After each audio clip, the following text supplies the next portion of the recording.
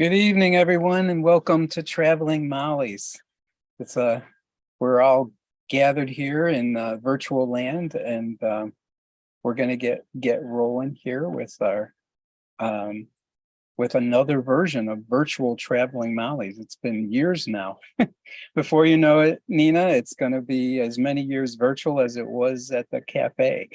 Well, I think that we might be dead and gone by that time, but and we'll certainly have a few more wrinkles. But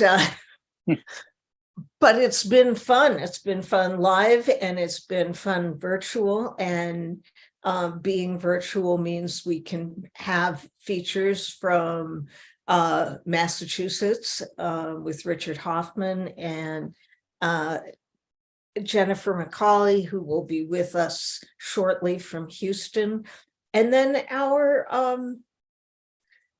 our great group of readers, of open mic readers, who are from a couple are from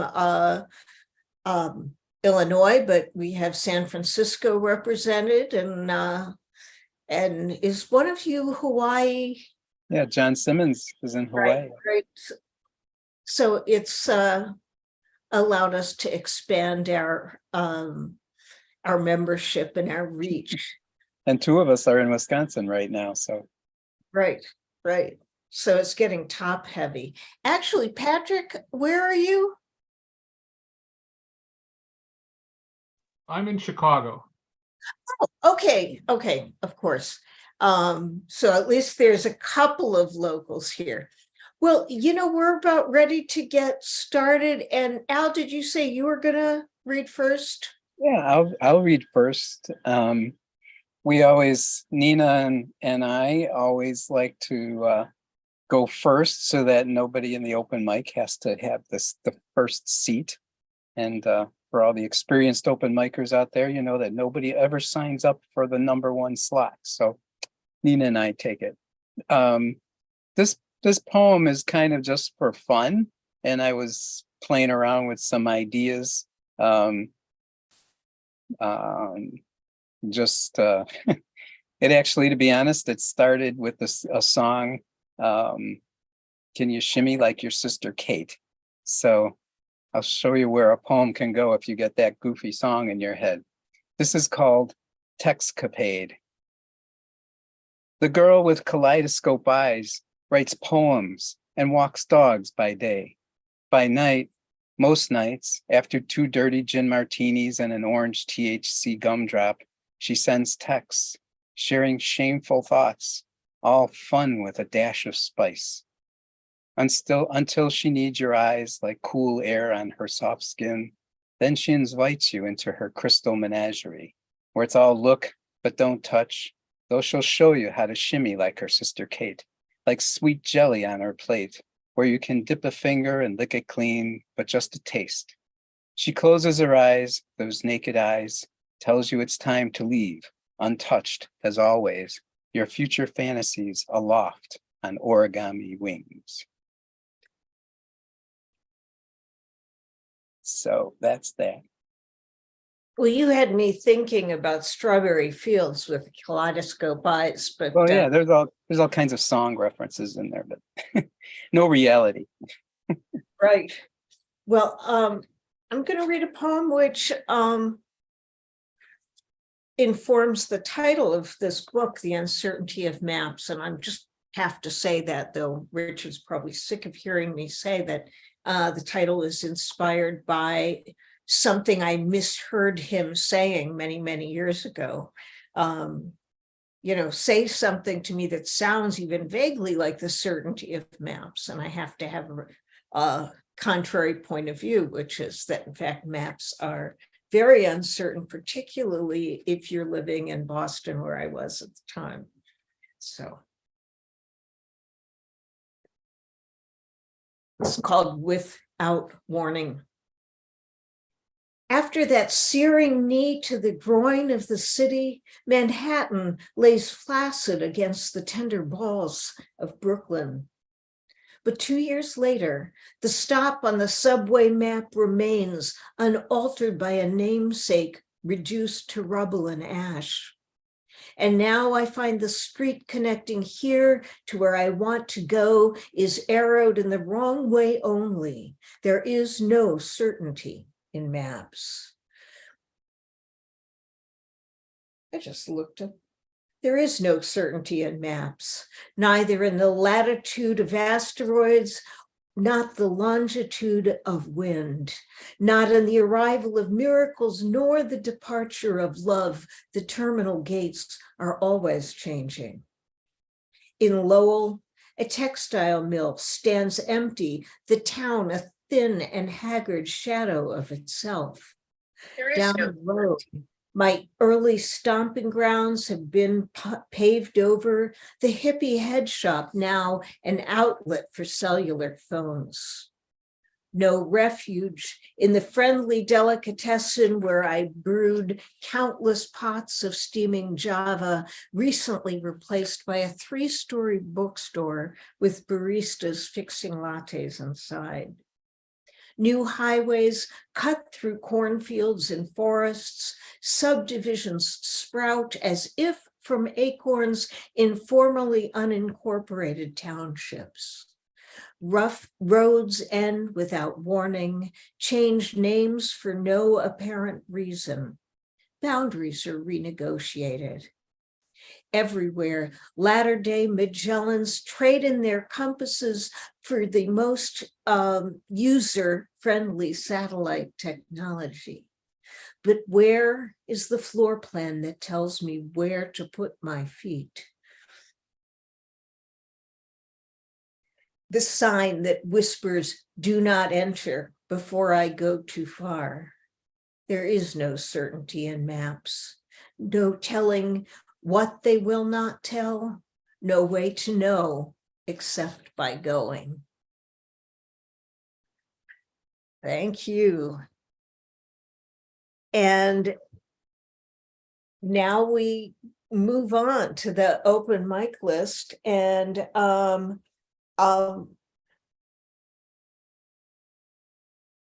we're very male heavy on our list tonight, so I think I'm going to just start with a male voice, and that's let's start with Patrick Reardon. Okay, thank you. I've got 2 short poems. The first one involves a character that I've been using in a number of poems called 1 Cent. This guy is kind of a sad sack, but ends up in lots of places. So here he's at a reception and he gets yelled at by somebody. So the poem's called Salvos. Shadow of irrational raven on the lawn of cushioned resort. On the yellow umbrella patio table, elements of bread and okra, a Rorschach spill of red wine, 1 Cent's business cards drenched.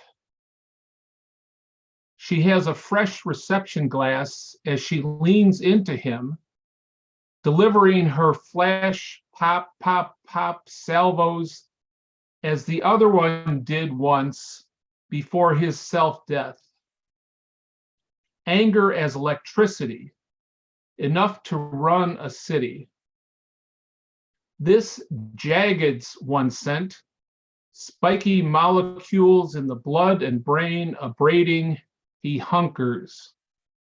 No 12-step for rage unfocused. She shouts a book, a Bible, a release from prison. She is a city on a hill, all in dark. She is a check mark on someone else's list. 1 Cent knows he can escape eventually. And the second poem is, this is one where I had a brother who committed suicide 7 years ago, and he pops up in a lot of poems. So he's here, and it's kind of metaphorical. It's called kind of metaphorical. These are poems, right? It's called Weed Trees. When I worked for the Tribune, I covered a story once where these bulldozers came in and took out all these trees. And I said, why are you digging up the trees? And they said, well, they're just weed trees, which seemed to me like a real weird idea. Anyway, weed trees. I make my stand with the weed trees, with white poplar, silver maple, box elder, Siberian elm, black locust, yew, honey locust, ailanthus, coffeewood, and white mulberry, scorned as invasives, meddlesome, argumentative. In 3 a.m. rain snow, we march onto the concrete and block all 4 northbound lanes of Interstate 90. Traffic backs all the way to Janesville. At the roadside, 3 Sister Marys set up a hospitality wagon. One asked me, "Are you packing?" She's no fool. She knows this is a dangerous place. Rage ripples the dark. My brother had his gun hidden for when he needed it. Drivers walking, lined for coffee and a bologna sandwich to tide them over until authorities can figure out a route over to the southbound lanes. A detour to clear the space for negotiators to arrive and parley. We shall not move. Our roots go down to the center of the earth. Our branches rise to Jupiter. My brother once stood on this highway hitchhiking to escape and never got a ride. The world is with us, but my brother isn't. In the blank concrete in front of us, authorities begin to build a sawmill. Thank you. Thank you, Patrick. I'm always kind of fascinated by the concept of a weed tree. I figure if it wants to grow, it wants to grow. But, so, up next, well, we've got John Simmons. We can see your face now. You can go next. Yeah, thank you. Thanks, Al and Nina, everybody. The longstanding debate about what makes a better place to live, the variety of urban living or the organized isolation of the suburbs continues, but it reached a new flashpoint not long ago when it turns out that some scholars in urban planning have been getting death threat messages from conspiracy theorists who see the convenience of city life as a potential trap of some kind, promoting climate change. It's an extraordinary development. It was written up in the media. So this poem is called, it relates to that debate that continues, The Barbed Wire Conspiracy.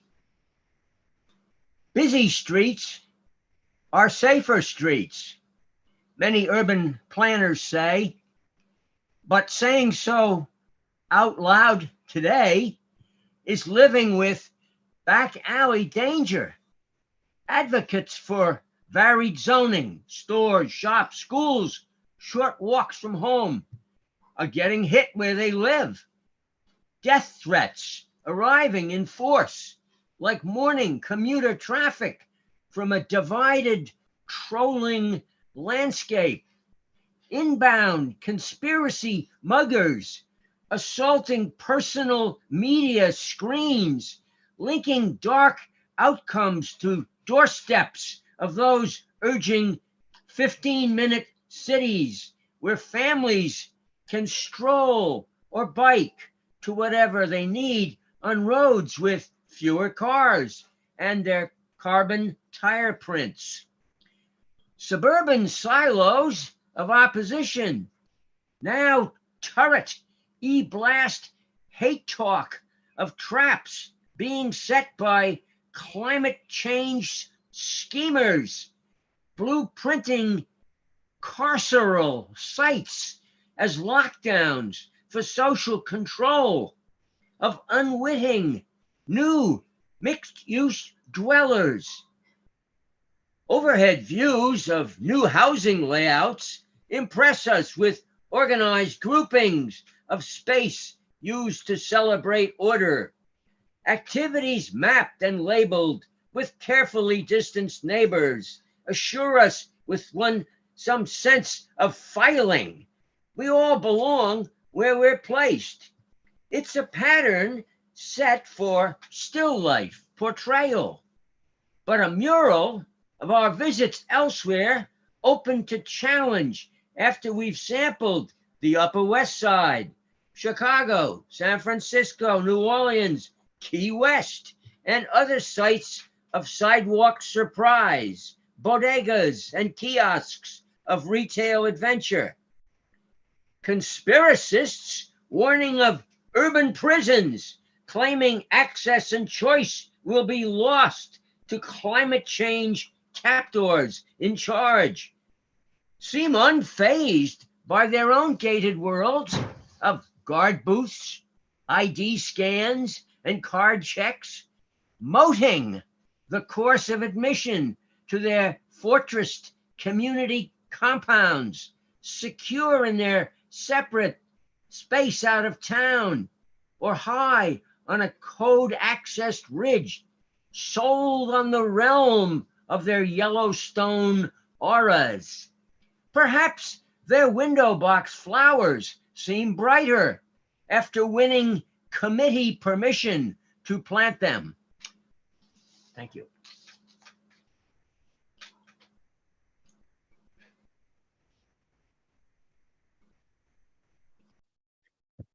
It's not that it's funny, but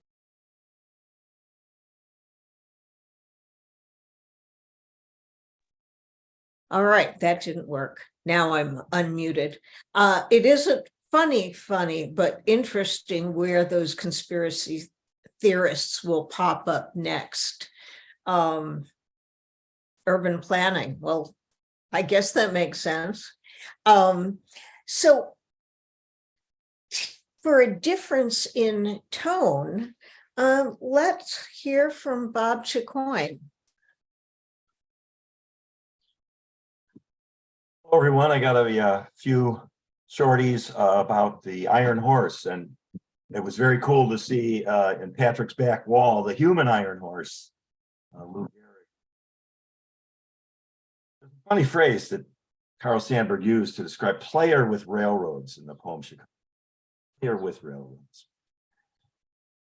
Discontinued station of youth by an old actor named Albert Salmi. I don't dream anymore of riding on the El Capitan or the City of New Orleans or the Orient Express en première classe or the 310 to Yuma or the Broadway Limited with movie stars and spies aboard or the Flying Scotsman thick with accents.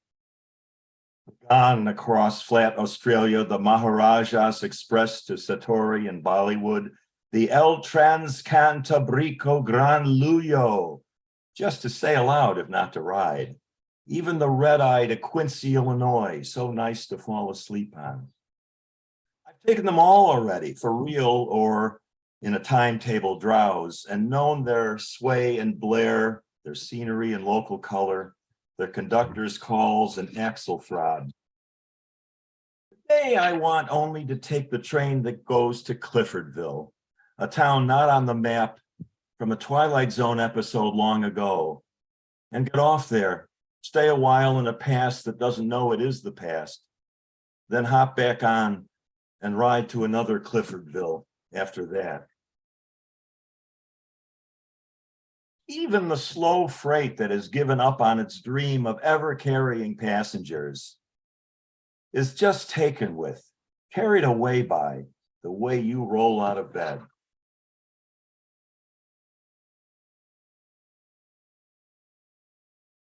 Vaudeville Station.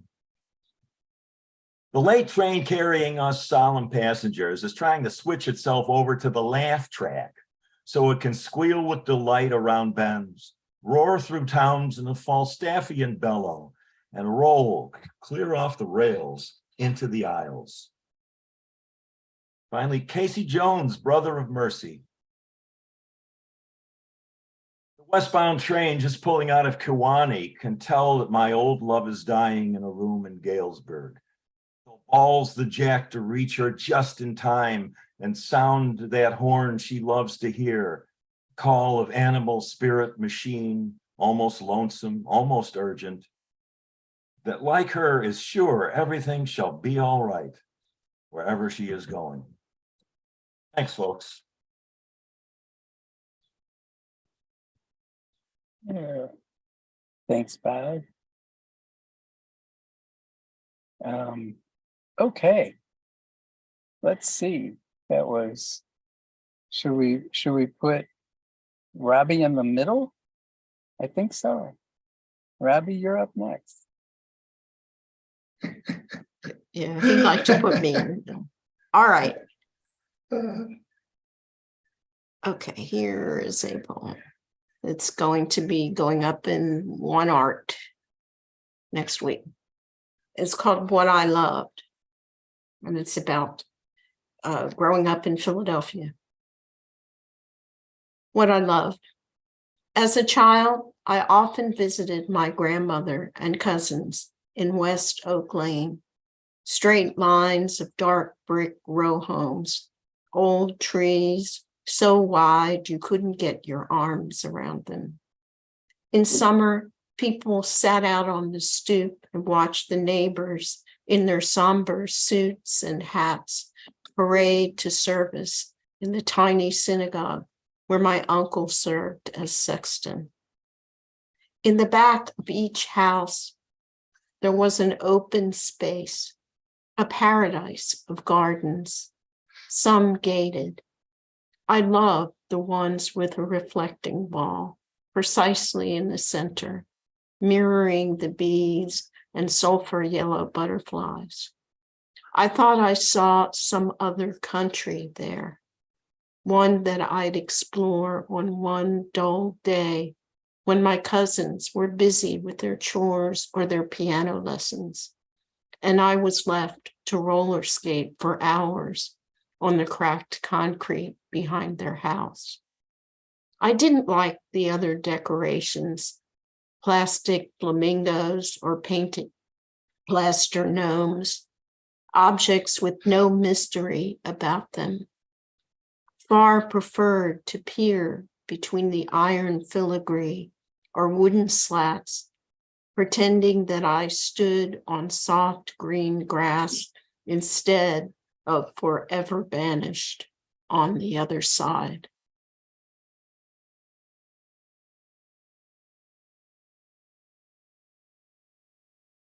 And here's one that they published from that's going to be in my new collection whenever somebody decides to pick that up.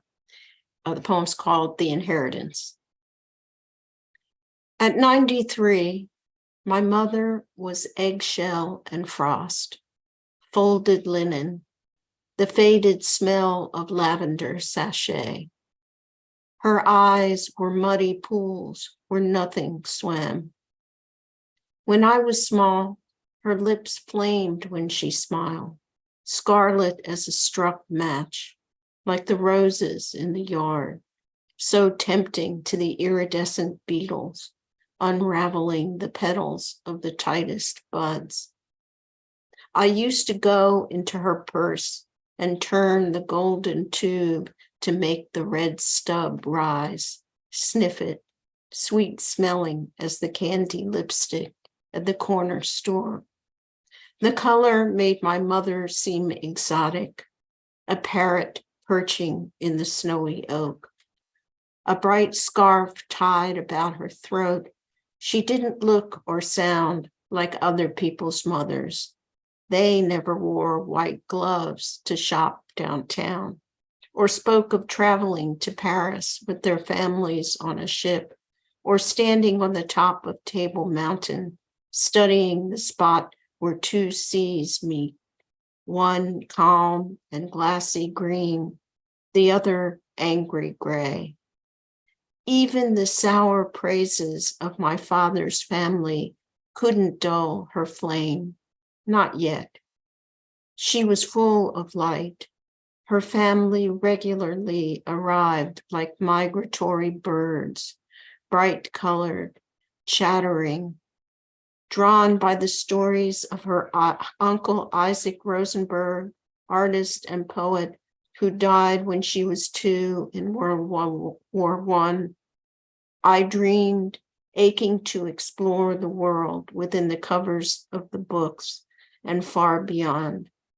She said I could, and yet I wondered at the size of her small life, all the care spent covering the chipped gray kitchenette with a bright cloth and matching napkins, the way that she presided at the empty table.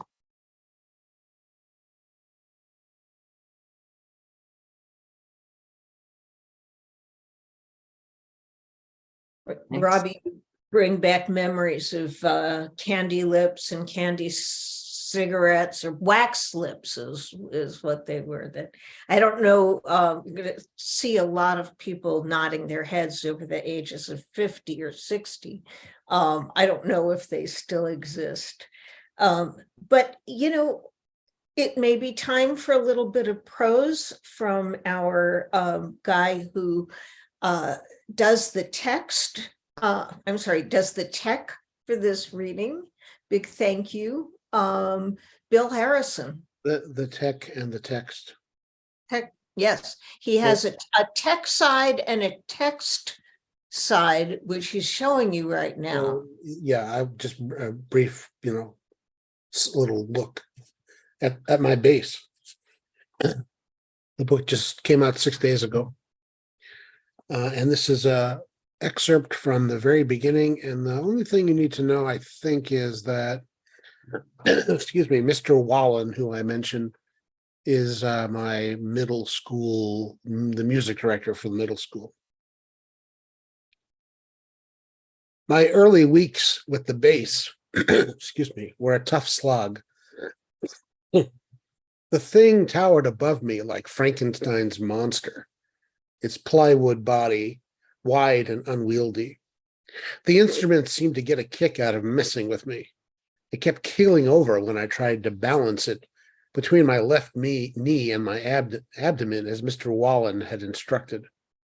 He hovered nearby during lessons, a gymnastics spotter with Beethoven hair, ready to snag the bass whenever it got out of hand, or leg, as the case may be. Don't worry, Billy, you'll get the hang of it. I wasn't so sure. Stretching the fingers of my left hand wide enough to play the notes, more or less in tune, was a torture worthy of Torquemada, and pushing the rope-like strings all the way down to the fingerboard required brawn I couldn't imagine having. My right thumb ached for weeks after Mr. Wallen showed me how to hold a bow. I learned the anatomy of my hands by way of pain during those first several months battling the bass. The persistent soreness made me want to throw in the towel, but I kept at it. No way was I going to give up and have to suffer the indignities of choir or music appreciation. There was something besides avoiding those classes motivating me to endure the growth pangs of becoming a bass player. These lessons guaranteed me a spot in the school orchestra, which meant getting to hang out with girls. And actually, there were girls in all my classes, but they were slightly less terrifying holding a violin or a flute, as long as the bass was planted firmly between them and me. The afternoon I brought the school bass home for the first time, my mother and I shared a few befuddled minutes trying to decide how best to fit that enormous creature into her 1966 Ford Galaxie 500. Mr. Wallen said to swing it over the top of the passenger seat and rest the bottom part near the back window. Well, I don't see how that's possible, Mom said. pacing back and forth on the sidewalk, Marlboro in one hand, the other hand on her hip. Our solution was to stow it in the back seat on its side, with the neck protruding out the window. I later learned that this is the most dangerous way to transport a bass. When my dad saw the instrument in my room that evening, he dropped his voice a la Bela Lugosi and intoned, "I'm feeling mighty low."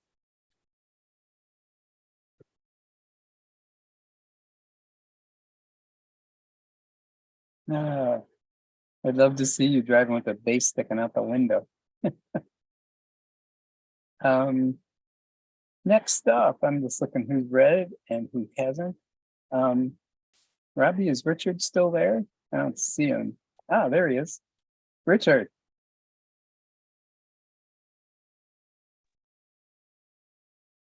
Do I have to change seats or just stay where I am? Yeah, I think you should Change seats? Well, we can see you. Oh, that's fine. That's But- fine. Al, I loved your piece. Thank you. Dirty martinis in a poem full of salacious details, chock full of salacious details. Yeah. Very good. I'm famous for salacious. Just ask anyone. And then the band bus. If I have another life, I'll try to spend some of it on the band bus. I never got in the band, so I didn't get to ride in the band bus. Okay. This poem is called For Cynthia Again. There's another poem in the book called For Cynthia, and I couldn't think what to call this one. It's about this Forsythia. Forsythia. One year the hedge fought back. It was harboring hornets the way an aircraft carrier harbors jets. And I was stung 14 times in as few or as many seconds, depending on how you look at it. I counted them later in the bumpy mist of a Benadryl fog, each one a parable of rage. Now the yard work only keeps the house from appearing deserted, though I don't know why this matters. Dad says we get too many visitors anyway, but I'm here. One thing on my mind. If the Forsythia isn't cut back soon, I'll not see our red pickup again. It will rust behind the garage door like a ruby below ground, overgrown with vines, drunk on photosynthetic zeal. Its fuel tank pregnant with solar heat, buried, compressed, and buried again like a grudge. Nothing spells dispute like territory, and this one is going nowhere, save for greater weariness. Nothing tears the soul like trying to find a way back that will let you come forward along a different path, yourself, but better. It's a fool's equation. What equals what? The world is more full of justice than we know, but it hurts. What's fuel now has been fuel before. Thank you.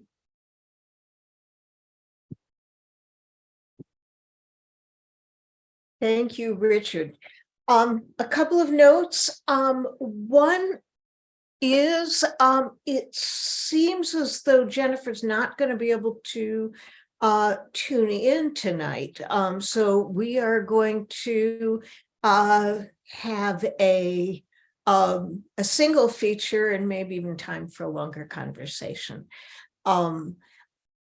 Upcoming next month, we will have Nikki Walschlager and Natasha Mejares with us. The following month, I believe we're having some of the winners and runner-ups from the After Hours Mary Blinn Prize. Am I right? And after that, we'll be having Mary Jo Bang with another feature in September, and in October, we'll have Virgil Suarez. So we've just got some great things planned, and I hope we'll see you and drop us a line if you want to be in the open mic, and we'll throw your hat in the ring. In the meantime, we have one more open micer, and it's always great to have Kurt, who used to be our tech guy, and hopefully now has more time for writing his own stuff, which we'll be hearing tonight. Well, I am writing a lot more, and as we found out in the pre-show, and we're trying to all hook up, the tech bugaboo is really still here in my house. I had to disentangle a lot of stuff in order to get to see and hear everybody. This piece is just, I kind of qualified it as a prose poem in a sense. In the Al and After Hours direction, I wrote something that he very graciously published on the verticality of ideas in poetry video as well as poetry itself. This piece sort of takes the verticality, but also has a horizontality in terms of a narrative. So that's why it's kind of getting into prose poemy space.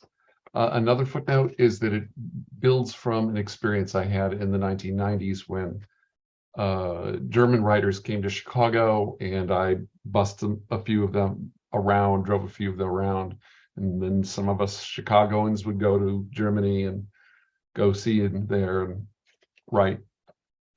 And we came up with a book called Rude Trip, not Road Trip, Rude Trip.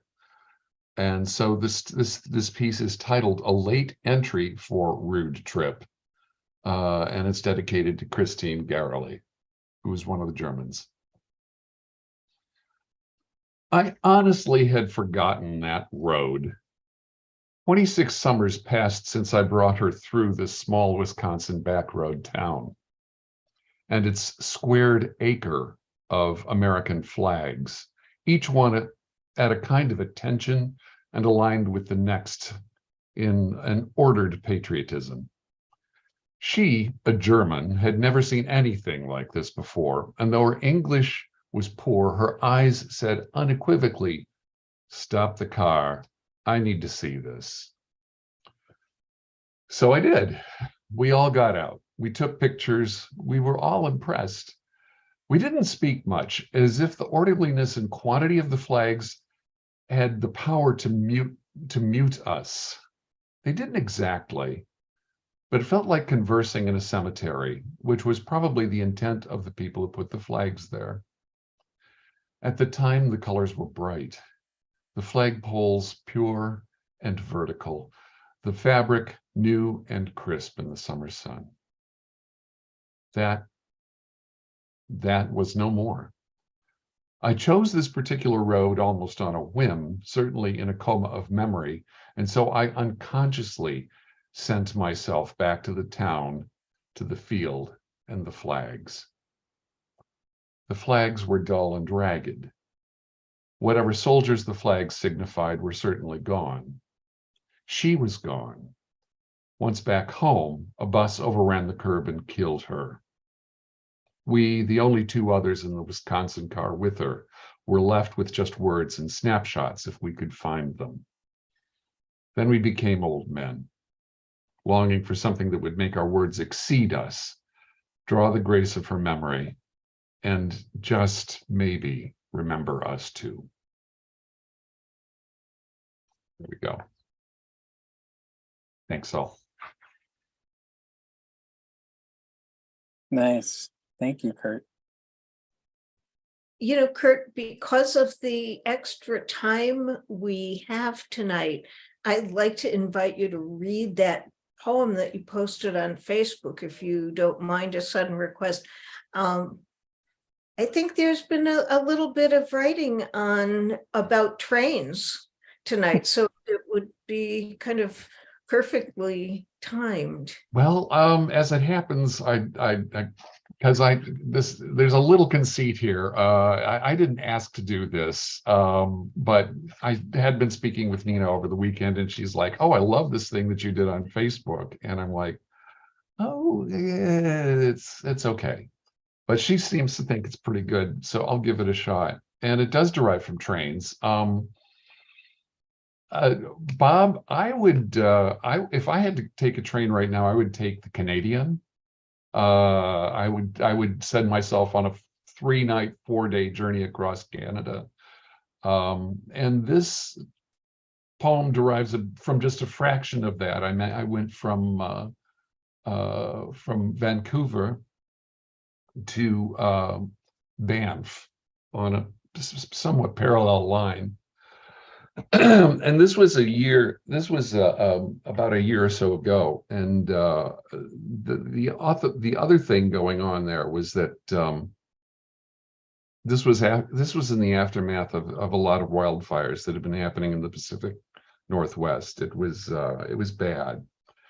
So this piece is titled "A Psalm for Lytton," and that is the town of Lytton, British Columbia.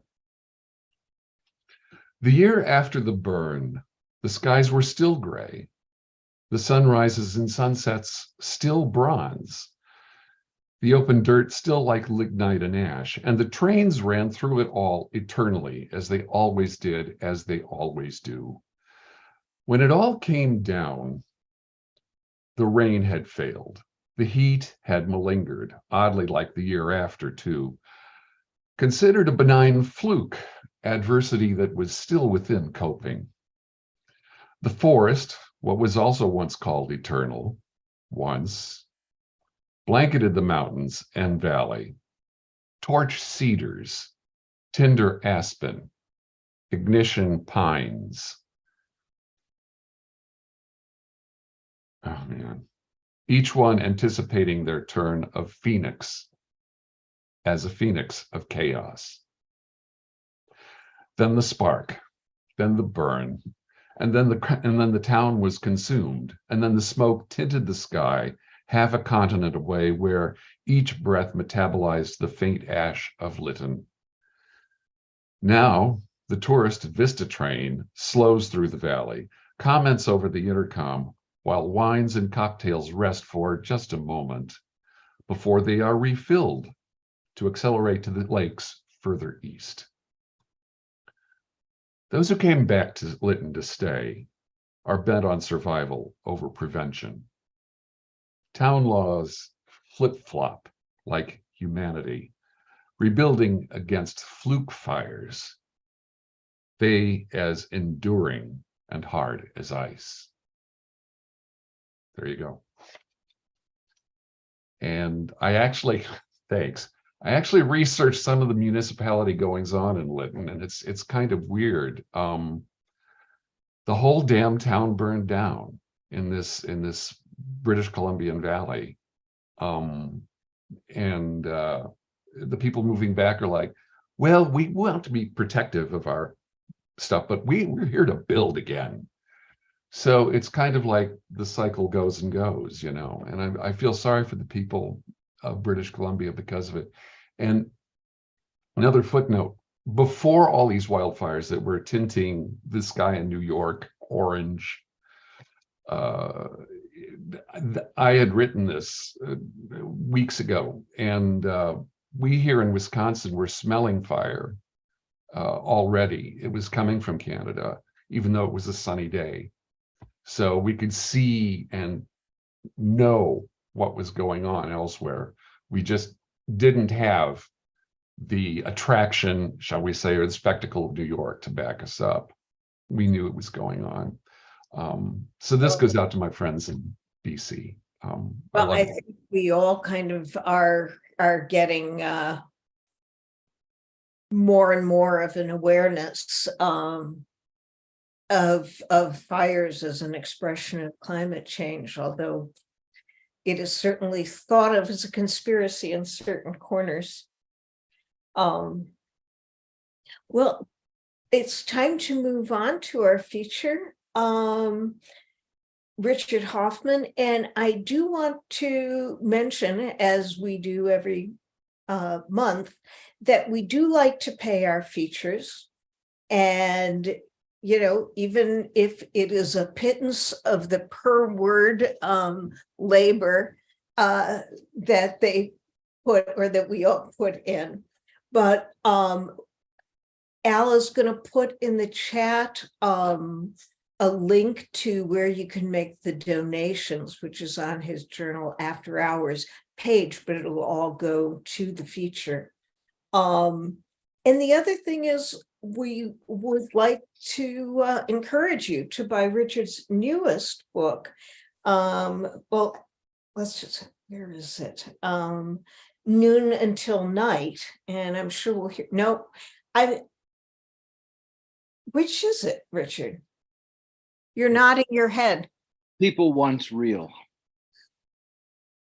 You know, I don't see that in your bio. Yeah, I think you took an earlier bio off of my website. Ah, okay, so now There's, we yeah, find it once real. Good, very good. So it'll be People Once Real, but who knows where else you're going to be drawing from. oh tonight. yeah, oh yeah, oh yeah. I'm not sticking. Yeah, go ahead. Yeah.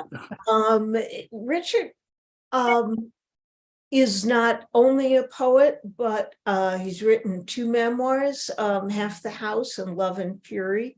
A couple of poetry collections, like 4 or 5 maybe, or more. One called Without Paradise, Gold Star Road, which is on my shelf over there, winner of the 2006 Barrow Street Press Poetry Prize. And more awards that came with that book. Emblem and Noon Until Night, and now the most recent release is People Once Real.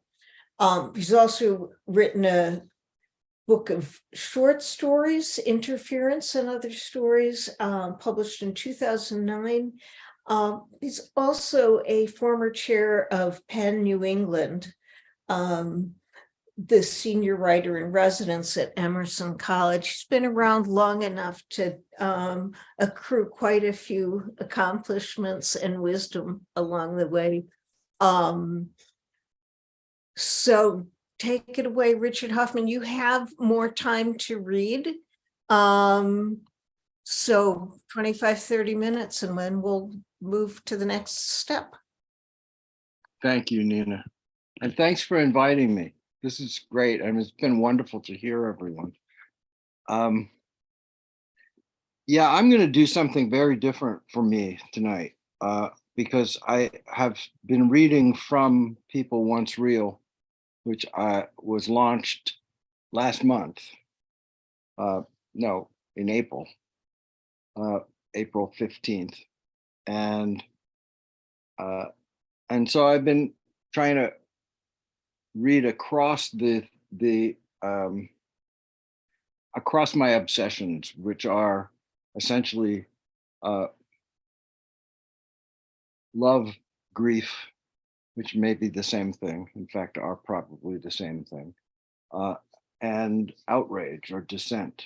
But tonight I wanted to read, it turned out that reading from People Once Real, I noted how many poems in the middle section of that book are about my brother Bobby, who it turns out today is his birthday.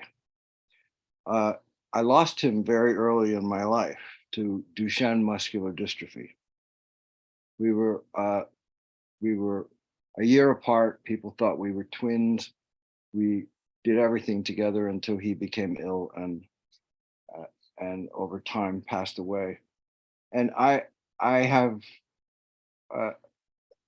believe in many ways he is the key to my having become a writer in the first place, because for so long I was out in the world while he was home in his wheelchair, and I was bringing him the world on a daily basis, what I saw, what I did, what interesting thing I witnessed, etc. And I think that shaped me in many ways. But anyway, I was stunned at how many poems there were about him. So often I go to poetry readings and poets read elegies and then apologize and say, you know, I'm sorry, that was a bummer. I'll try to find something more upbeat. And I never do that. I think it's a sacrilege to do that. I think that grief is what unites us as human beings. I think it's the one thing we all have in common, even more than our mortality, is that we lose people we love. That happens to everybody on the planet. And so I'm gonna read with that theme in mind, and mainly read poems that are written about my brother or with his presence somehow wrapped up in their composition. But I always begin with a poem by another poet, which is something my teachers taught me to do, and I try to remember to do it at every reading. And so I'm going to read a poem by Jack Gilbert about his grieving his wife, Michiko, called Michiko Dead.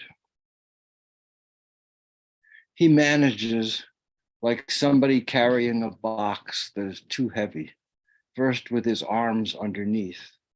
When their strength gives out, he moves his hands forward, hooking them on the corners, pulling the weight against his chest.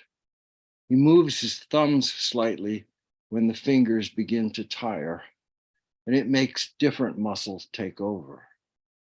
Afterward, he carries it on his shoulder until the blood drains out of the arm that is stretched up to steady the box, and the arm goes numb. But now the man can hold underneath again so that he can go on without ever putting the box down. That's Jack Gilbert. So what I discovered after being stunned by just what a large chunk of this new book was in memory of my brother, or sifting through memories and grief, was how often he appears in all of my collections. So I'm going to go back and work my way through the 5 poetry collections. And this comes from Without Paradise. And it's a poem about me, really. It's called Sweat. A man is mowing between the rows of headstones on a little toy-like tractor. It's hot. He wipes his face, and underneath his cap, the sun glares off the polished stones. He hates it, the job, the heat, the flies. He wanted to be something else. The sweat on the back of his dark green shirt could be a black triangular insignia. And with his shears on his hands and knees, trimming around the crosses, angels, urns, crawling from stone to stone, he could be grieving inconsolably for everyone.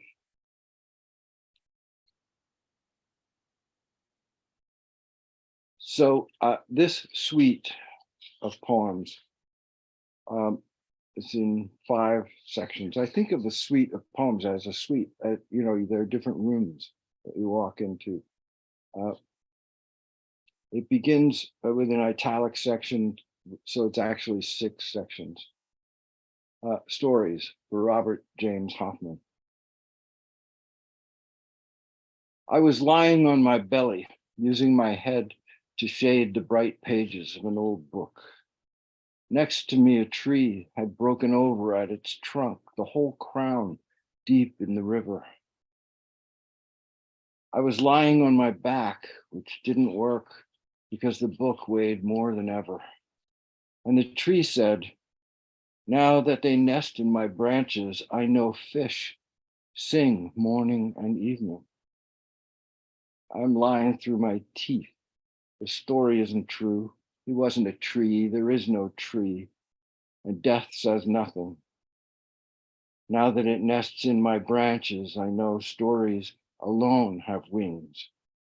I tell these, cup them beating in my hands, and fling them into the air above the river. 1. He shook the green package. Why the gift was taken back before he opened it was not his question. He remembered the sound, the feel. Was it something broken or something to be assembled? 2. We are told that even after we have closed the eyes, we may be heard. So we are careful what we say. You never know. Maybe it's best to say nothing. 3. In the fire, an envelope furls, darkening behind the man who, reading, slowly moves away. 4. The people, in the interval when all grew dark and quiet, all lay down. You would see their bodies lying on the plain for miles. Always an echo of singing woke them. Always there were some who did not rise. These the people would place in the ground and cover them over. These who were called in the night to join their fathers in the song. 5.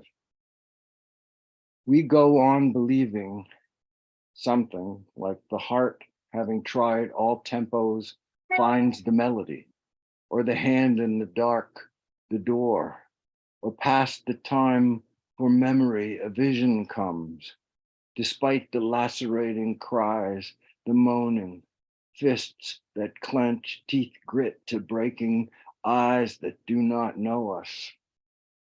We go on believing, clutching the bed rails, sending out for coffee, candy, donuts, anything that we don't know, that there are many metaphors, that we are ignorant and simple, and we are.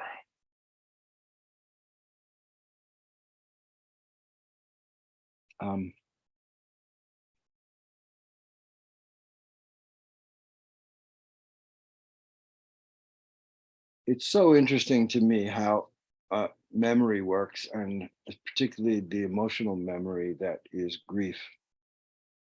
It comes and goes. It's not something you can call up intentionally, nor resist without a great and probably detrimental effort. But here's a poem. It's a pantoum, which is it's a strict form, and strict forms sometimes help when you're dealing with strong emotions. So this is called pantoum, But You Are Gone. I thought for a long time, if I was very quiet, for a long time, I might recall your voice. If I was very quiet, I might long for you so long I might recall your voice, as if my ear could sift the wind. I might long for you so long, for words you had spoken, as if my ear could sift the wind, for things you said, for words you had spoken. That if I searched my memory for things you said, I might find you again. That if I searched my memory for a long time, I might find you again, I thought, for a long time.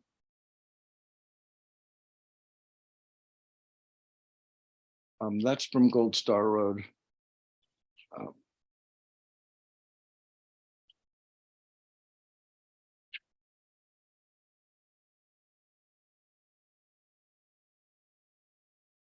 This is a poem from Emblem, and it's called Winter Psalm.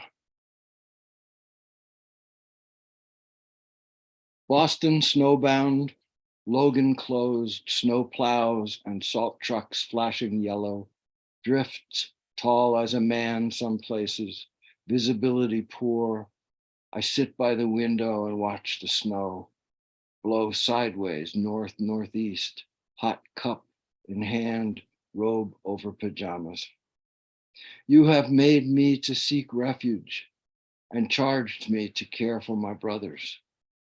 How cruel. That could only be you out there, howling, cracking the trees, burying everything. What could I possibly want from you that would not undo the whole world as it is?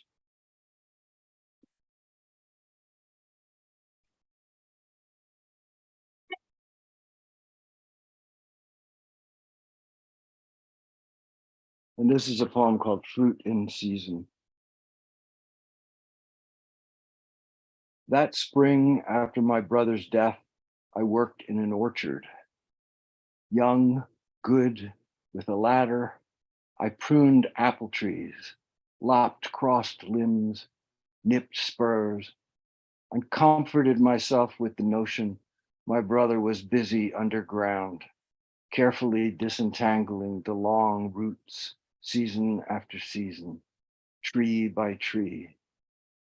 But now I know there are people who tread the earth like water because below them their dead are trying to grasp their ankles and pull them under.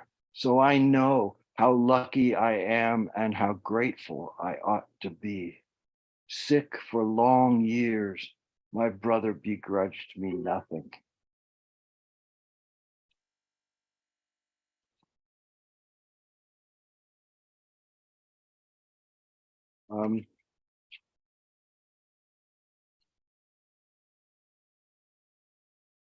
This is a poem that's based on two scientific facts that struck me in an odd way that the poem reflects. It's called Corollary. The body, 6 feet underground, requires 6 days to break down. Bulbs must wait in warming loam 6 months or more, and so the earth is vast, love urgent.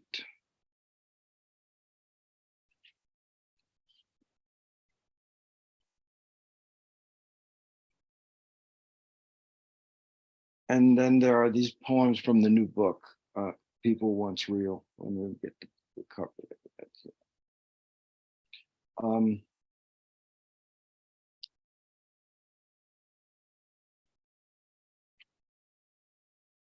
This is called Late Elegy.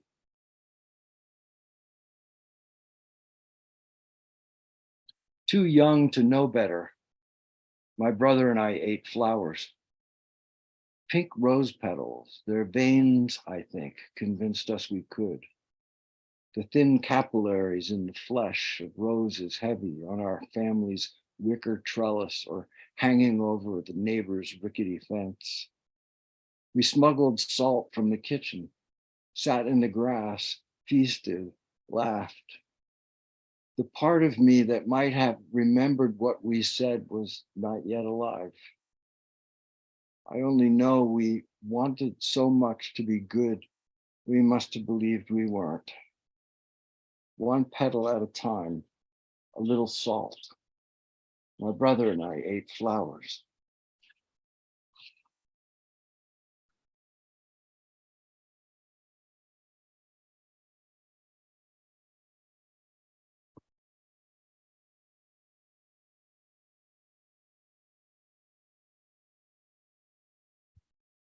This is a poem called Unearthed.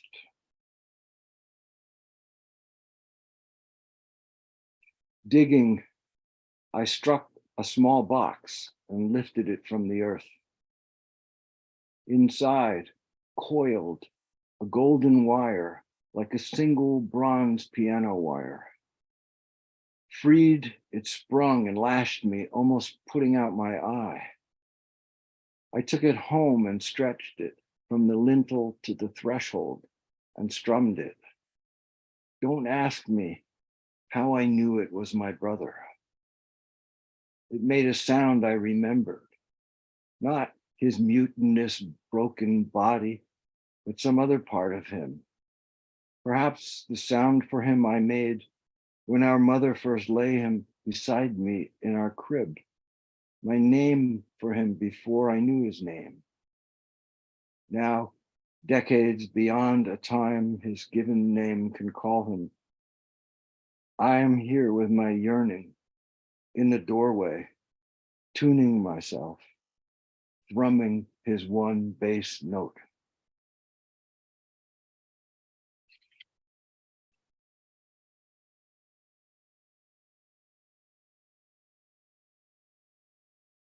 Bobber.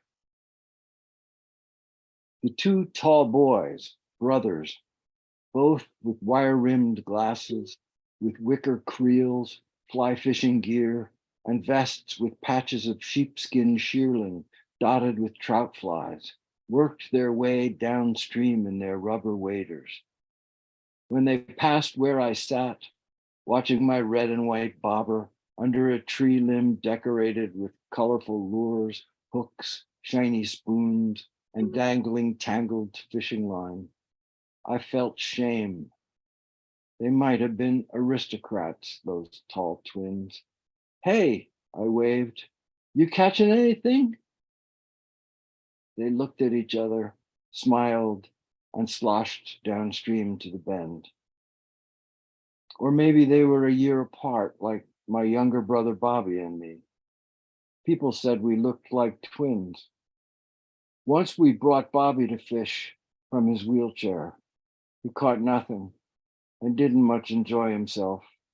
I could tell from the look he gave me, and from the look he gave me after that, whenever I left the house with my rod.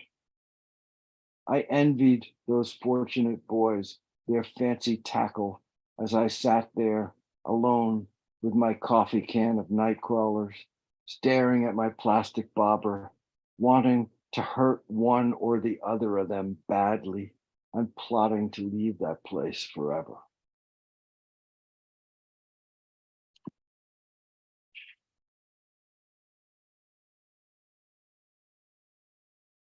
Well, I started out talking about grief, and I think all of us have experienced it in some way. And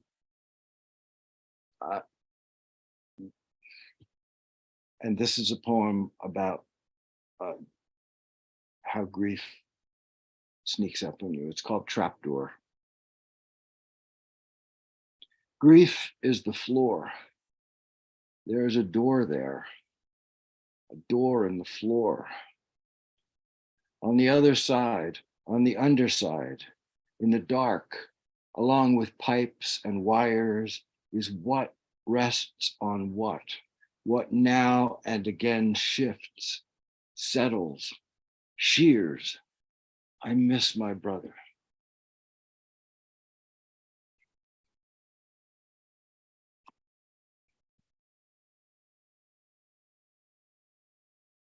I think this poem may have been my attempt to wriggle away from grief for a little while, or talk back to it, or something.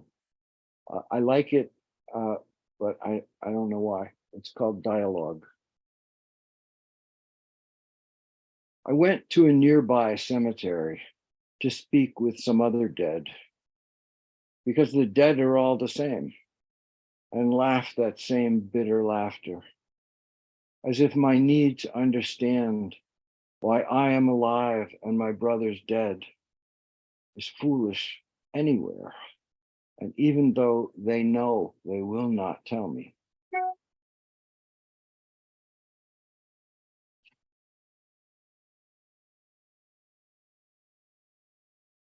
In memoriam. Shadows, they remain inside the outline of my shadow always, as per our agreement, their abiding cool desire and the laws of light. I have sometimes stayed with them all night in the dark when we can be most ourselves together. If they had a word for when the sun rises, it would be the same as our word for remembering. And because we are never really apart, we call it mine, this time since their deaths, as if time must belong to someone, as if I were not a shadow too, as if we were not all the sun's misshapen children.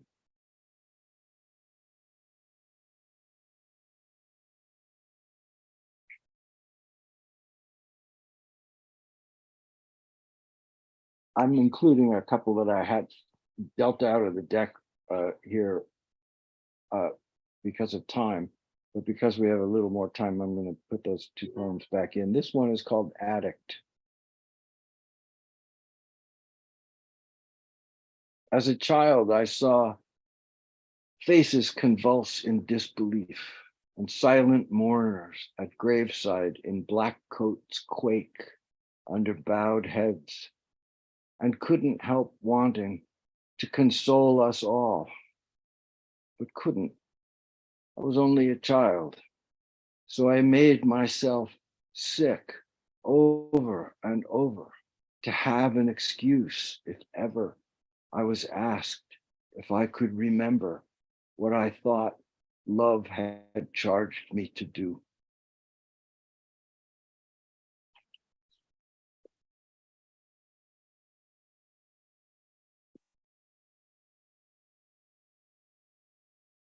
And this poem I'm inserting back in here is about my mother. It's called Benedictus. And in the Catholic liturgy, anyway, that's the first prayer of the morning in monasteries and convents. Benedictus. She took the amber rosary from his hands in the casket, draped it on the vanity's mirror, the crowded, smoky living room empty at last of pity. But she can't believe now. Where every morning left her, she would have to pray. You give me skies and trees and rivers and days and months and years in return for my child and his laughter and all we knew together and all we never got to do together, and think it's enough. She savors her bitter black coffee, her only breakfast, sun coming over the houses, day's first long shadows.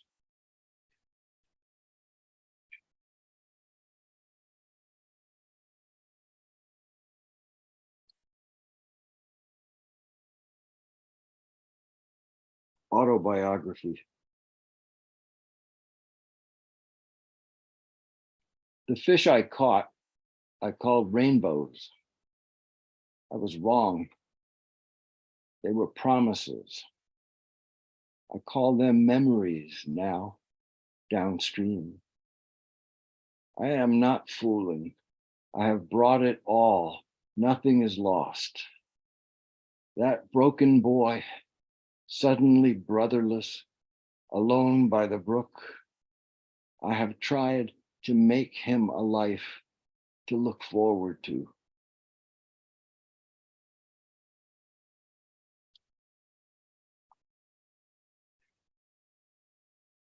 And I'm going to finish with this little poem. And if we have lots of time to fill, I can go back and fill it. But this is what I have prepped for this evening. This is a little poem taking up the theme I began with, which we haven't departed much from. And it's called O. No H, just O. There is a moment of such pain beside an open grave when someone must hold you up, when the only difference that matters is between the living and the dead. could we remember, oh, what hatred could survive?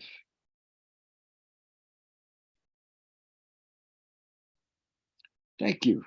Thank you. Happy birthday to my brother. Happy birthday to your brother. And his name is Robert. Robert. And, you know, one of the wonderful things about elegy is being able to, I don't know if you would characterize this in this way, to bring him back, if not back into your life, then bring him, if not bring him back to life, then bringing him back into your life. Well, you know, it's a pet peeve of mine that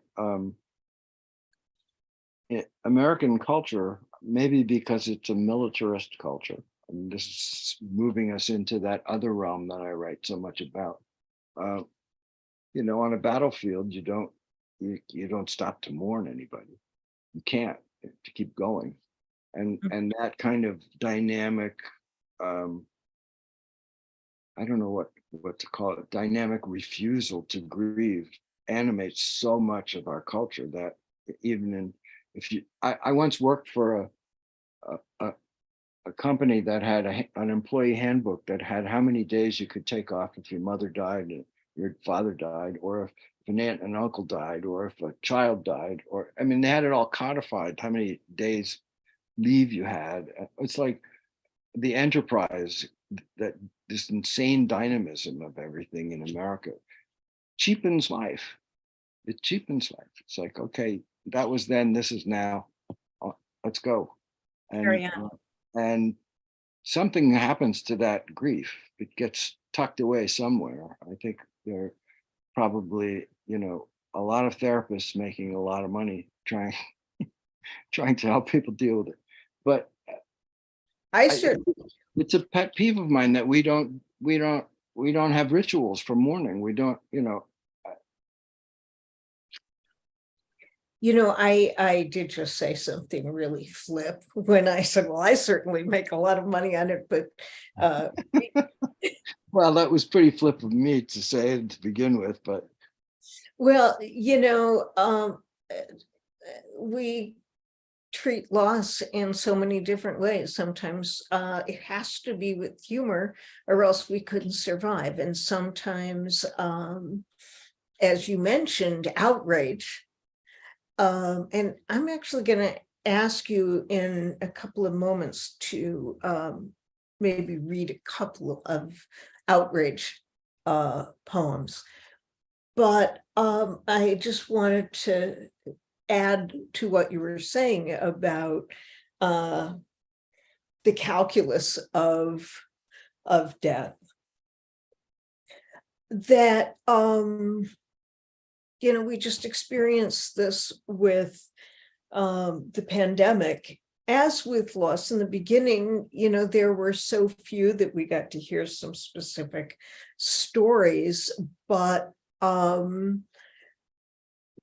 as time went on, what we were seeing was monitoring statistics, you know, rates, you know, cases per 100,000, hospitalizations, deaths, and then policy making based on it, and different people's needs to cope with the bodies in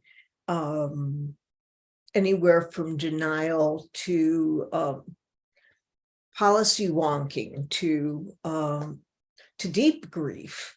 You know, on the smaller scale, one of the things I love about public radio is they make a real effort to bring the human, the individual human, into these social and emotional phenomena. Thoughts? Do you have any thoughts about that? I'm looking in the chat and I see that Robbie says when both her parents died in 2010, within 4 days, she had to come back and teach her class pretty much immediately. Yeah. There you go. I mean, that's I want to add, inhumane. It's just, it's abusive. that to stop and grieve publicly for our collective losses in the pandemic, it has to stop, and it still hasn't. And we may not be losing as many people, but we're losing our country, we're losing our values, our institutions, and so much, in addition to all the normal losses that happen in the course of a life. And it's never going to stop. It's clear. Losing our planet. Well, because Richard, you've done such work with Penn, I wonder if you might react to that, because you're dealing with, you have the opportunity to deal with the political and the international in relation to these kinds of themes, not just grief, but Right. right. Well, that puts me in mind of a poem from Noon Until Night. Okay. And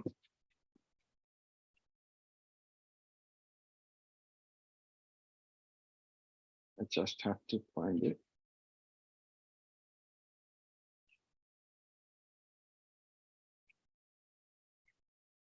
It's called For a Slain Poet. For what? A Slain Poet. Okay. And it's, I'll read you the note that's in the back of the book.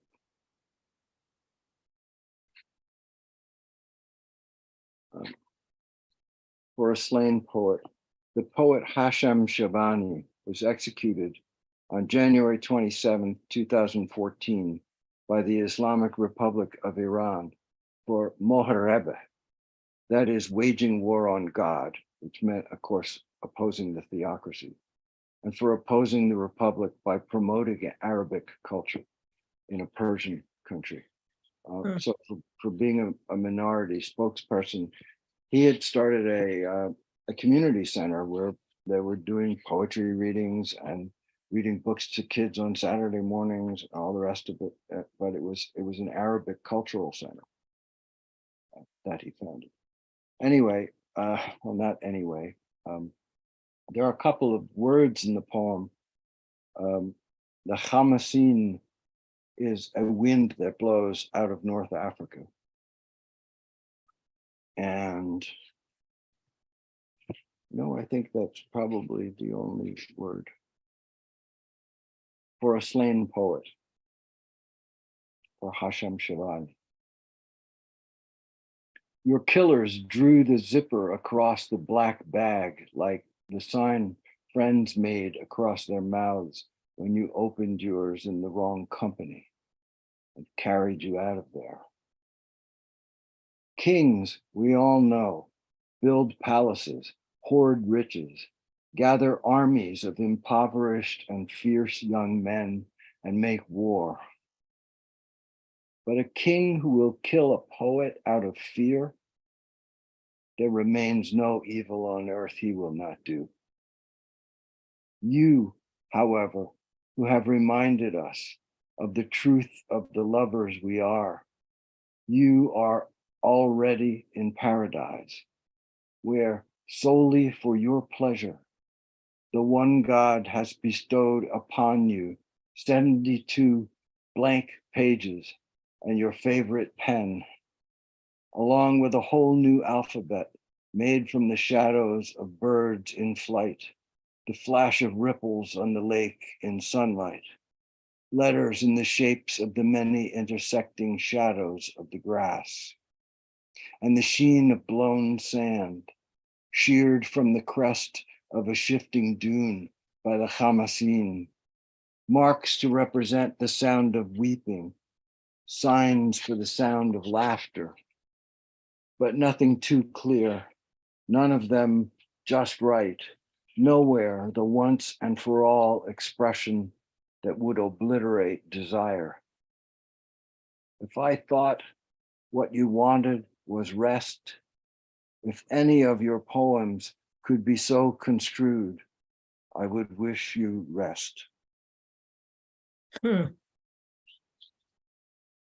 Wow. Um, And that definitely moves outward from loss to outrage to the political, and I think political in the best sense of the word, that being bearing witness without polemic, or maybe with a little, but primarily not. little goes a long way, but we do need it. Yeah. I mean, the connection is the one that Robbie was pointing out. Really, the grief is the connection. I mean, it's our connection to one another. I mean, I could think back to, is it Thomas Hardy, the man he killed. He's imagining the soldier on the other side and his family, and I mean, it's not rocket science. It's just where we need to base our ethical system in that empathy, not in some set of rules or commandments. And and it's that, I think it's that simple. It's there. Yeah. But my favorite text on all of that is George Orwell's essay, Such Were the Joys, about growing up in the English boarding school. And you get to see in his remembrance of that time how Eric Blair became George Orwell. And why, and where his up yours, fuck you set of values came from, having been raised inside the British Empire. You know what, Al, can you or Bill put those references in the chat so people who might want to check them out? The George Orwell one is what did you Called call Such Were the Joys. it? And the other one, The Thomas Hardy. Man He Killed. It's a poem, short poem. If anybody wanted to Google it, I'm sure it would come right up. We could look at it right now. But yeah.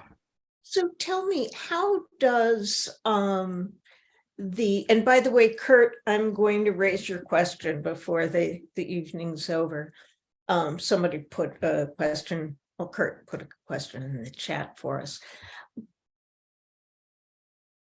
How would you connect like a poem that you just read with the mission of Penn? Well, unfortunately, I'm gonna say something blasphemous here. Okay, we're ready. Penn International is an incredible organization. It's freed a lot of people from prison through grassroots efforts and pressure brought on various regimes. And Penn New England was also a force to be reckoned with in that regard. And our programs included, prison writing programs and creative writing programs in schools in poor areas of Boston, and all of that. And at some point, it was the long and short of it is we began to run a deficit. Not a big one, but a deficit. And it was at the same time that the administration of what was called Pen American Center and then changed their name to Pen America in New York. When that administration changed, they literally shut us down. There is no Penn in New England anymore, which was a huge loss to the community. By then I was no longer the chair. I had not been chair for a few years by then, but it still was a huge loss. And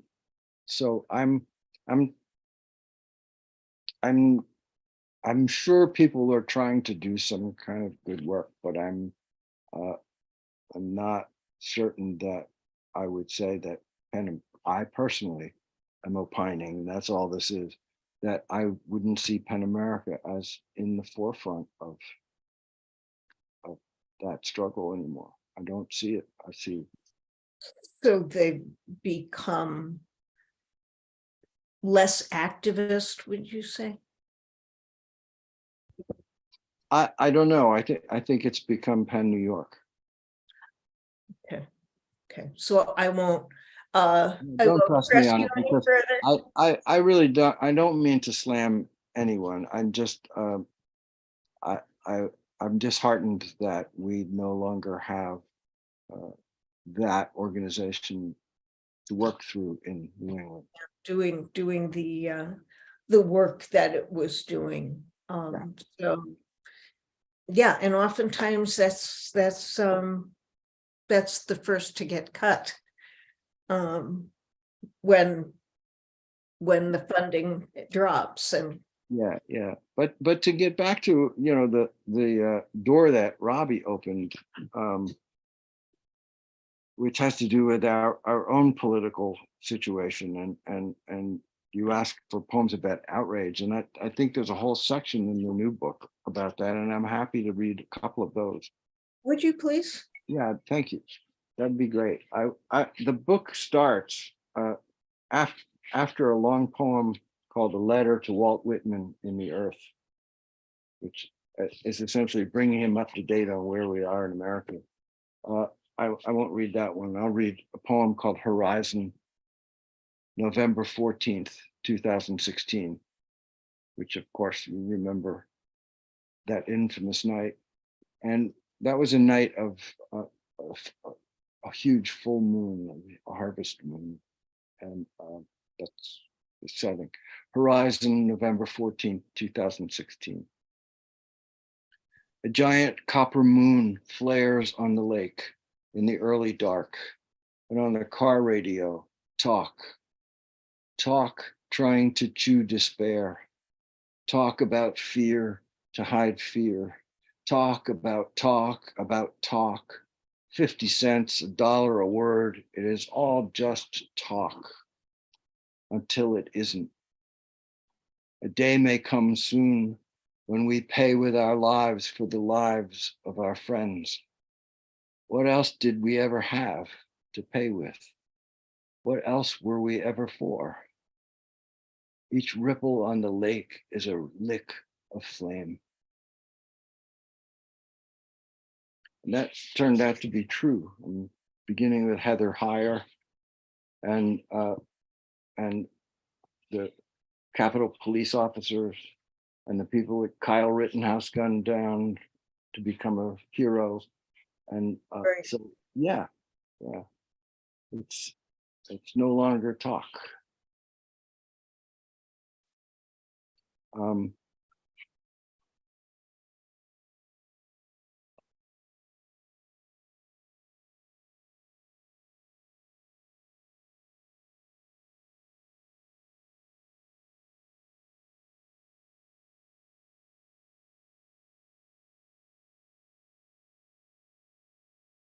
So the last section of this book is about the fate of children in the world.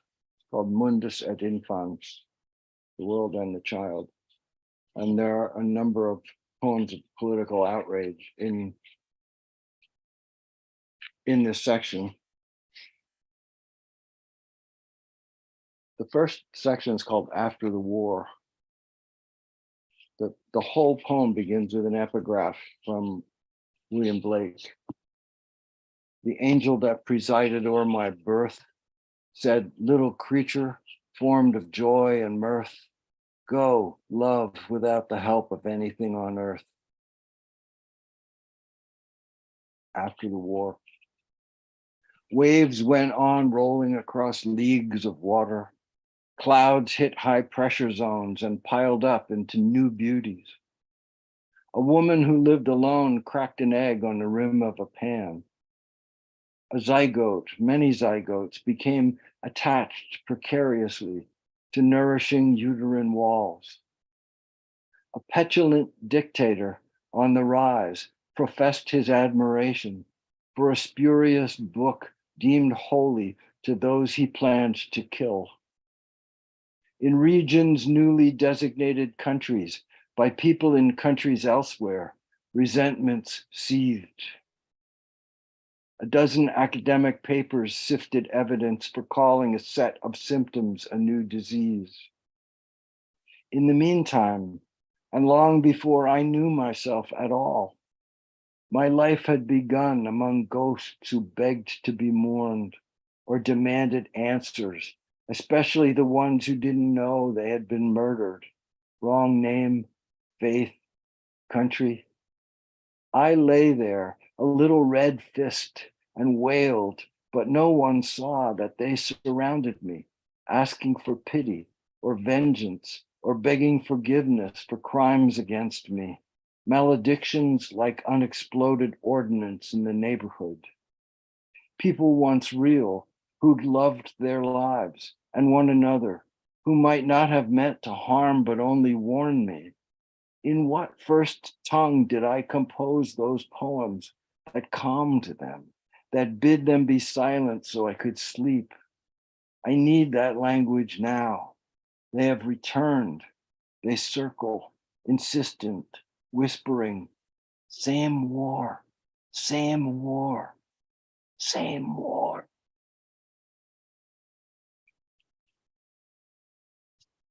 And this is a long sequence. I'm going to pick up a couple of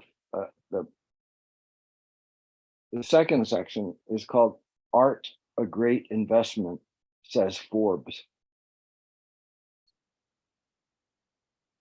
For sale at auction, wooden Santos from Mexico, hand painted in colorful uniforms, rough hewn, nearly identical figurines, swords drawn, holding children's bloody heads, arms, legs, arranged in the Sotheby's brochure around a screaming mother. The Massacre of the Innocents, artist unknown. A recurrent theme in Western art. Rubens, Bruegel, Poisson, Ghirlandaio, amid the charred ribs of a school bus in Yemen, a fragment of fuselage. Commercial and government entity code, CAGE, like a return address. Lockheed Martin, General Dynamics, Burlington, Massachusetts, Falls Church, Virginia. Engineering a better tomorrow. And in the bramble, a ram entangled. Oh, angel of outrage, where are you? For arms, say aerospace. For surveillance, information systems. For bombers, say defense. For taxes, say earnings, say second quarter on track, say 62 billion US dollars. A voice was heard in Ramah, Rachel weeping for her children. A Saudi apologist claimed the Yemeni school was teaching insurrection. King Herod's fear, precisely Herod's fear. In Bruegel's version, blood on the village snow. In Ghirlandaio's, blood on the plaza's stones. Imperial architecture in the background.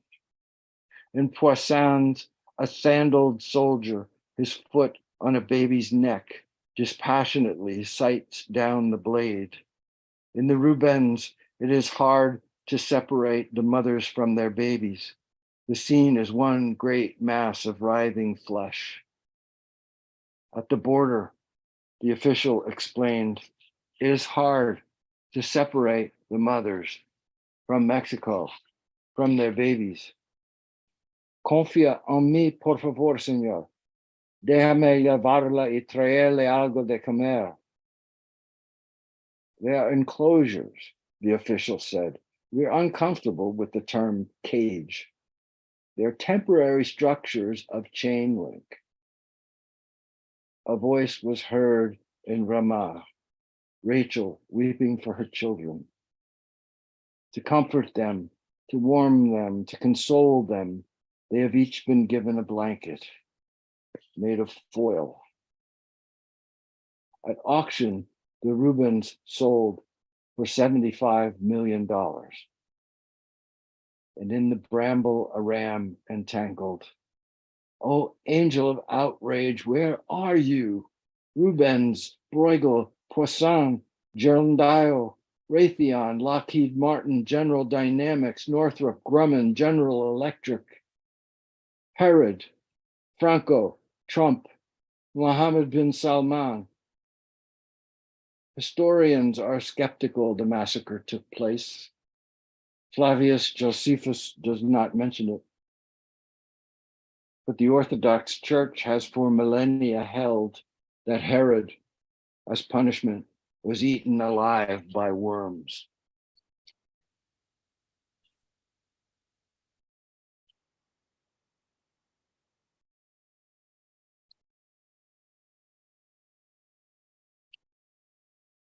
I'll read two other short ones. And then, this is called In the Meantime. Between the launch and the blast, we drank to our prosperity. The boys are off to prison or to war. The girls carve crosses in their thighs. Sirens, blue lights, shots fired. Even enough is not enough. The server's down, the safety's off.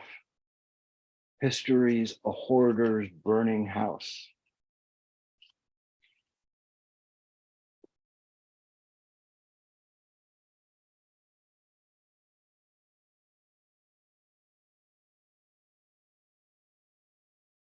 Which one do I want to finish with?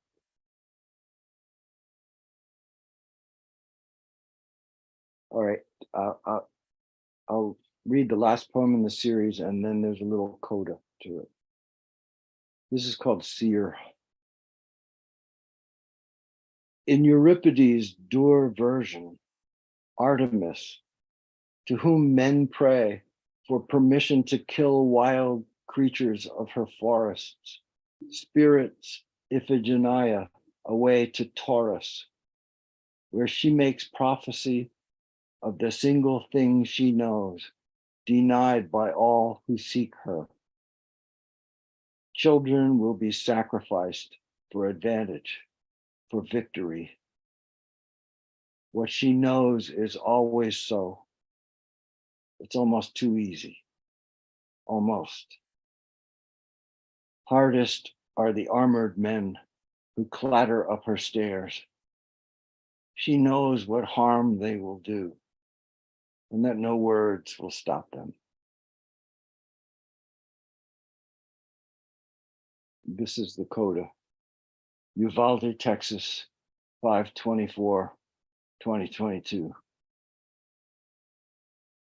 Another. No, not another, not that cushion of a word. Yesterday, with my granddaughter, 3, we lay on our bellies on the warm pavement, watching ants. Look, look, that one's carrying something. That his dead brother, he bringing him home.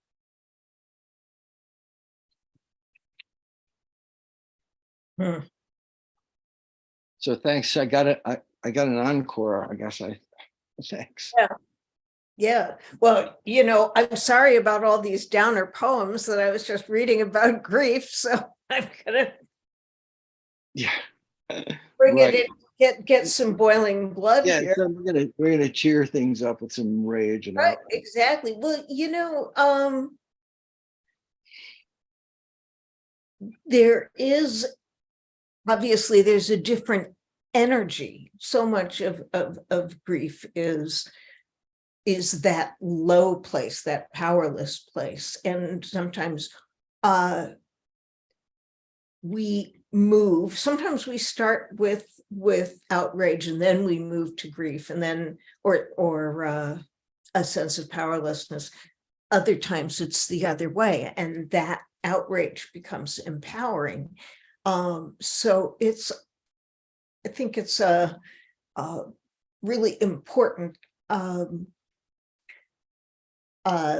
dynamic or back and forth to be able to encompass as you have. Now, I'm not sure how I want to how to ask this, but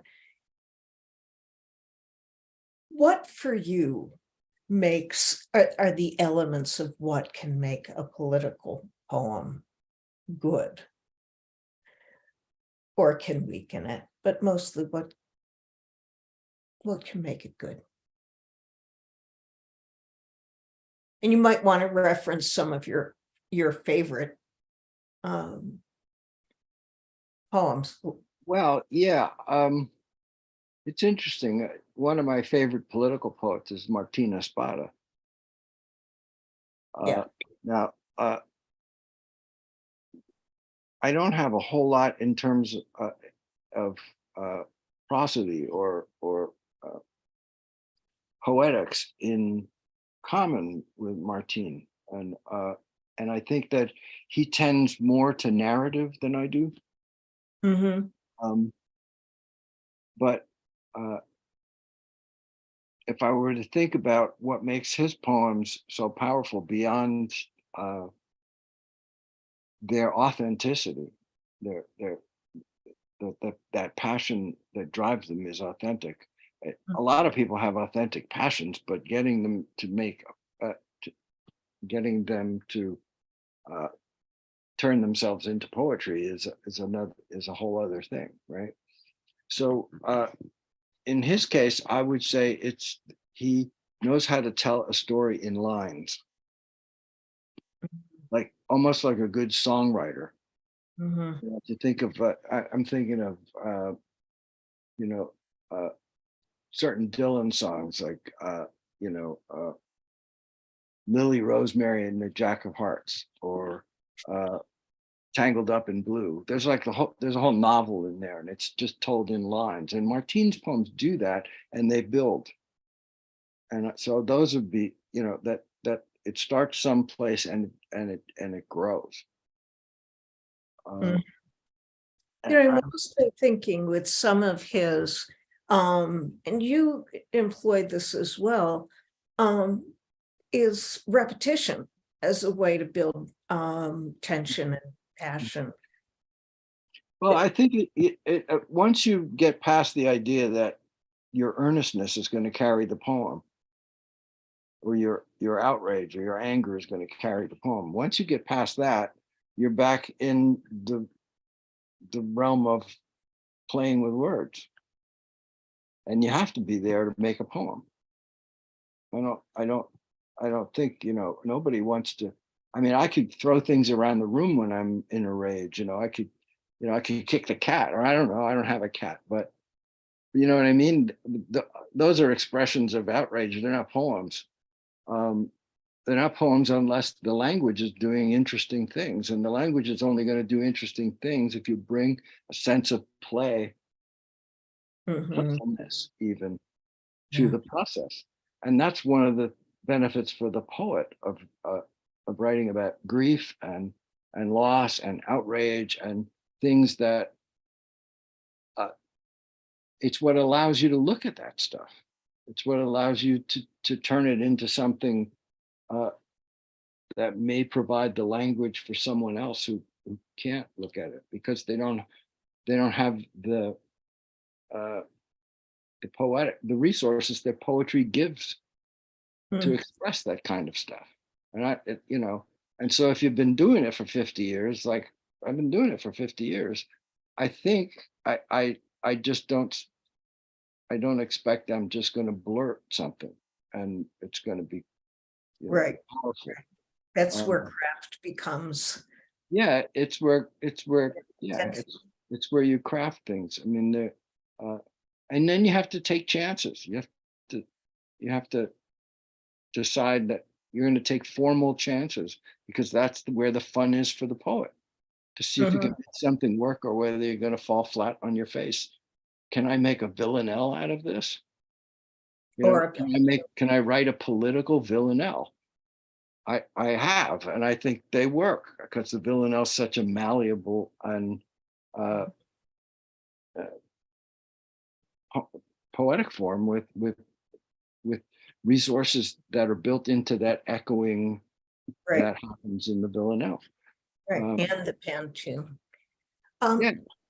You did something that in one of those poems that reminded me of Muriel Rukeyser. And poems about, and her poems about Black Lung and the coal mine. Mm-hmm. Yeah, she's a mother or a grandmother, or I went through a period of reading all of her collected poems, and of course, the life of poetry is like a sacred book. Mhm. And what she does is I'm not telling you this, but she has like a collage or sections in which some are transcripts from the courtroom when there were Yep. yeah, go ahead. Why don't you take it from Well, there? I borrowed from. I'm going to read you something from that same sequence, Mundus et Infans, that illustrates that. And I did borrow that Yeah. permission. I Yeah. did get that permission from Rukeyser. Well, that's I thought of her because of one of the poems you just read. Well, this is this 11th section of that. It's called Enfant Soldat. And it's based on an interview I heard in the car with a rescued child soldier from the Congo. I mean, all of the poems in here are about children in facing history and violence and all that. And so this is my reconstruction of what I thought I heard in that. And there are the details are pretty accurate. Mhm. So it's a bit of ventriloquism. I used to be always shaking. Some boys cried, but I was a shaking one. The day of the trucks, I wanted to run, but I was shaking and shaking. If I run, 2 boys who did was in the middle of the circle. Never can I ever not be thinking of this now. On the ground, boots on their backs, they are scared on their faces, and the boy who is beside me, they give him the gun. He was little, one of those crying kind. Shoot them boys on the ground dead. Shoot him and him dead, they say, him and him. The crying boy who could not do it. Never can I ever not be thinking of this now. So the man, he was who drove the truck. Take back the gun and shoot him in his face. Then he is right away dead, quiet. All around the circle, then the man is walking, looking in our faces, and I cannot stop shaking. When he make another boy the one, make him to hold the gun, that boy step to the boys on the ground and shoot their heads. We all climb in the trucks then, and that is how they took us to Mushasi camp for training. Wow. Wow. So that is really pretty much, as I said, the permission to do that came from Rukeyser breaking that ground in that sequence. I want to jump over to Kurt's question. And there's a second part of it, so I'm just read it straight from here. Something, a lot of outrage, and this we may have addressed some of this already, Kurt, but a lot of outrage in these terms seems to come from more or less instant or manufactured sources. How does Richard cope with this? How does he respond to it? I do think we touched on some of it, but what do you want to add? Can you repeat that question? I'm not sure I'm getting it, but. Well, there's a longer version of the, my question has been partially May I? answered. May I? Right, yeah. Yeah, Just- there were actually two So- different questions, and I think the first one I asked, you've already answered, Richard, so I'm not terribly worried about that. But the second one that I had was like, you'd started going into outrage. This is a few minutes ago, obviously, talking about it. And I was like, well, a lot of outrage seems to come from sources that have reasons to promote it. Not you are coming from a position which is, you know, you're observing and then you're considering and then out comes the poem. A lot of other things with outrage seem to come from sources they've got skin in the game in order to promote it. You know, yeah. How do you respond to stuff like that? What do you do in the face of that? You know, how do you own your outrage versus how do you think other people do? Maybe that's 6 different questions, but go for it. Yeah, and it may be above my pay grade to try to answer it. Yeah, I'm not a cynic, and some people who stoke outrage are, because they have a political position to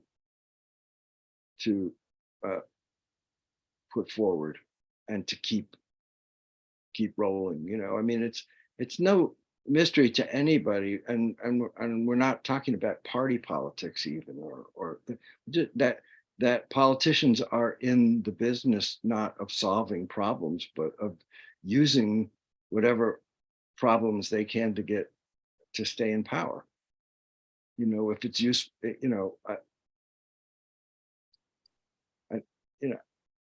so getting, it's interesting. This is I'm going to loop out here, and you can just decide I'm loopy.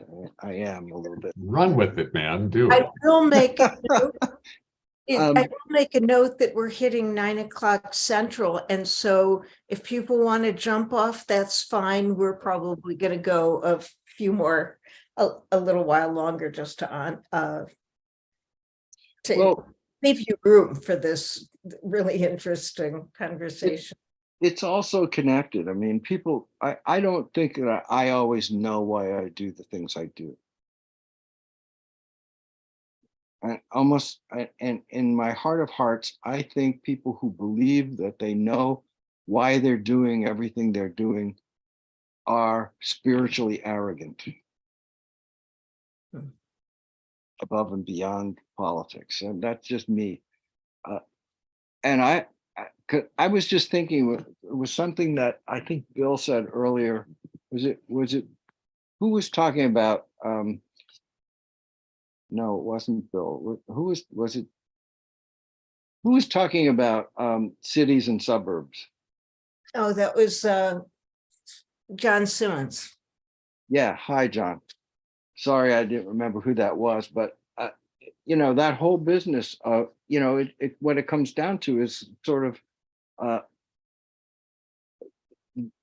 there are always these vapors of paranoia there, just waiting for somebody to strike a match. And it's very useful because people, every day I wrote an essay in about arms trade around the world. And every day now I get gun ads. And they all start the same way: protect your family. Like, you know, and I have a hard time getting that and not seeing the invisible hand of the NRA and other people behind all the zombie apocalypse movies in the culture and all the everybody's supposed to be scared shitless because someone else is making a lot of money on that fear, and or maintaining their power or grasping at power. And the reason I was thinking about that business of the suburbs is I had just read how an article about the intergenerational transmission of trauma, which is something that in the last few decades has been getting a lot of research of how traumas from the past tumble down through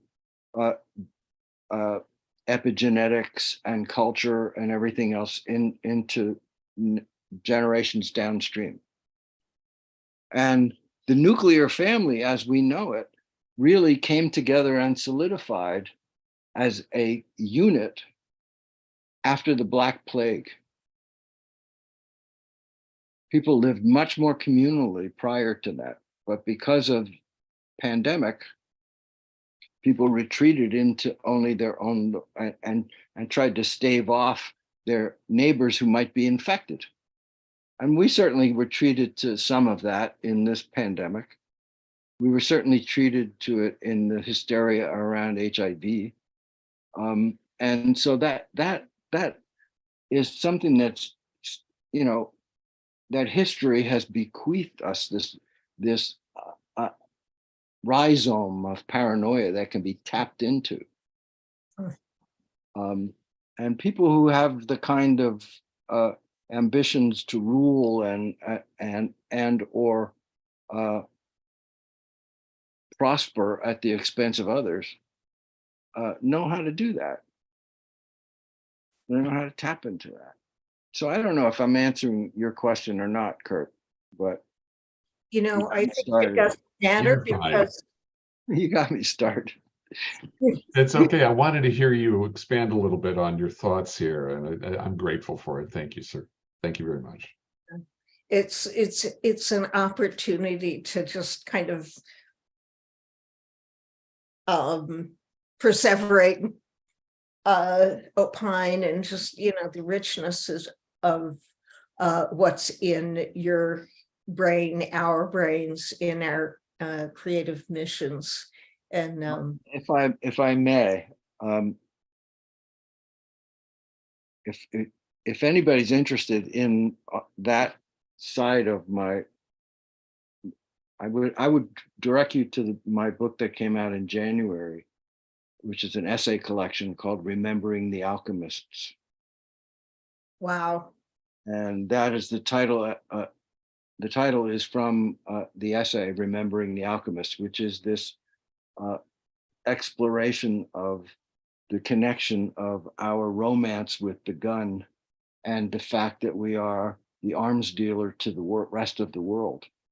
And that 40% or something like 38% of our American dollar goes to the arms industry.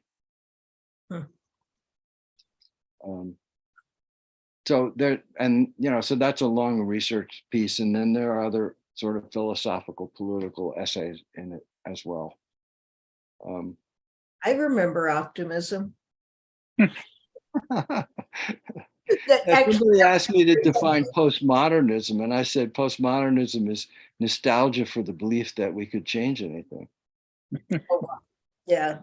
Well, and there comes my cynicism, but in fact, as you were saying, it's